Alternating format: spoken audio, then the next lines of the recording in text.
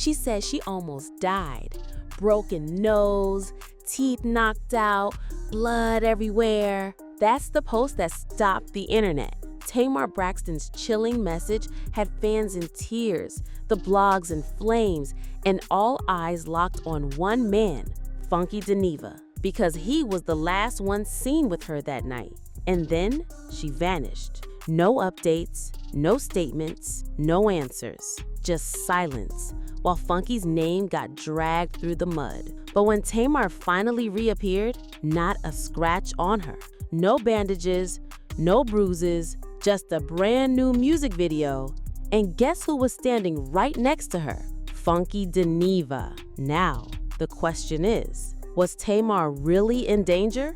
Or was this all just the messiest PR stunt of the year? Because when Storm Monroe got wind of it, he didn't hold back. And what he said left Tamar's entire rollout in flames. This is the drama they didn't want you to know. And trust me, it only gets messier from here.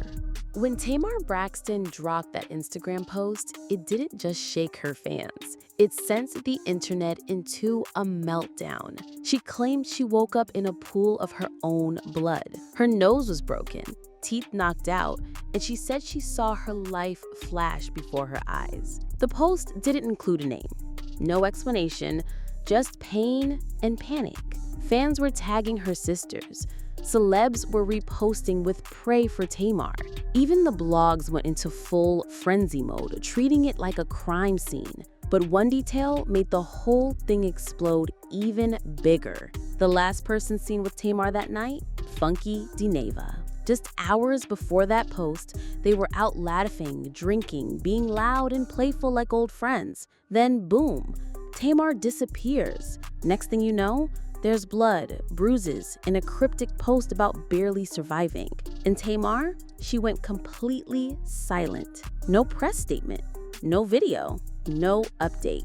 Just vanished into the chaos she created, while Funky's name started getting dragged through digital hell. Whispers turned into rumors. Did he hurt her? Was her drink spiked? Was it one of his people? Nobody knew what happened, but everybody had someone to blame. And just like that, Tamar popped back up.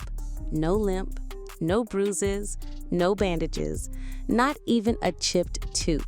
Instead, she appeared glowing, flawless, face beat to perfection, dancing like nothing ever happened. But it wasn't just a casual post. It was a slick promo video for her brand new EP. And standing right next to her, Funky Dineva, the same man fans were accusing just days earlier of being involved in her mysterious injuries. Now people were scratching their heads. Was this supposed to be her comeback?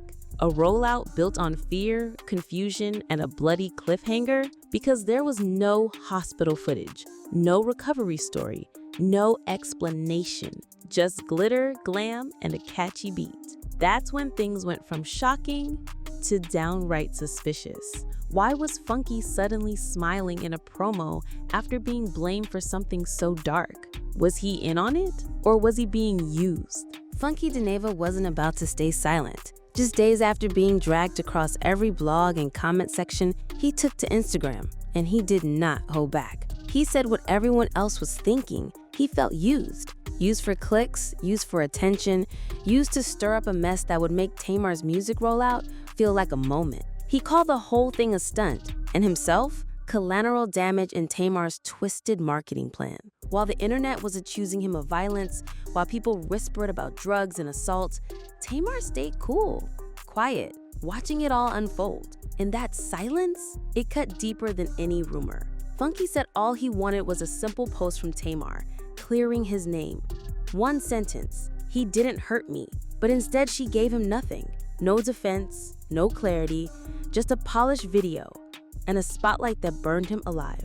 Then, Storm Monroe pulled up, and when Storm speaks, he doesn't whisper. He detonates. He saw the whole Tamar situation for what it was. Not just messy, strategic, calculated, cold. Storm didn't sugarcoat it. He said Tamar's silence wasn't classy. It wasn't mysterious. It was dangerous because while Funky's name was being roasted online, she stayed quiet, letting it happen. He dragged her for letting the speculation snowball, for watching a friend get ripped apart in public just to drop a music video. He called it betrayal, loud and clear. Real friends don't do that. Real friends speak up. And the worst part? Storm said this wasn't even surprising. He pointed to the pattern. The cryptic posts, the fake-out injury, the dramatic disappearance, all leading up to a surprise music drop.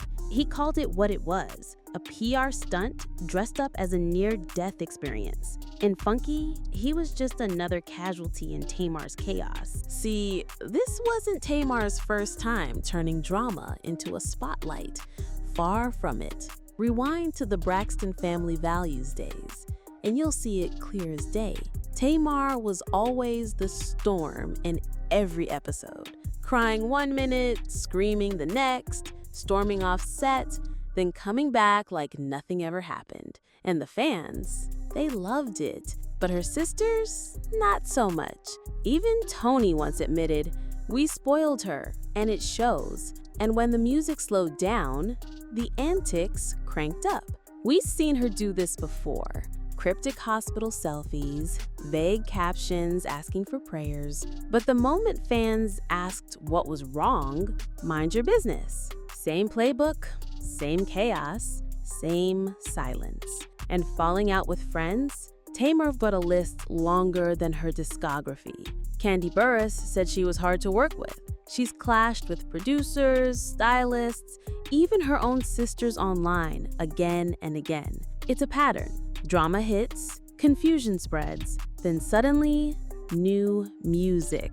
It's not just messy, it's branded. For Funky Dineva, this wasn't just blog gossip. It was personal. He had just celebrated his birthday. It was supposed to be a moment of joy, reflection, peace.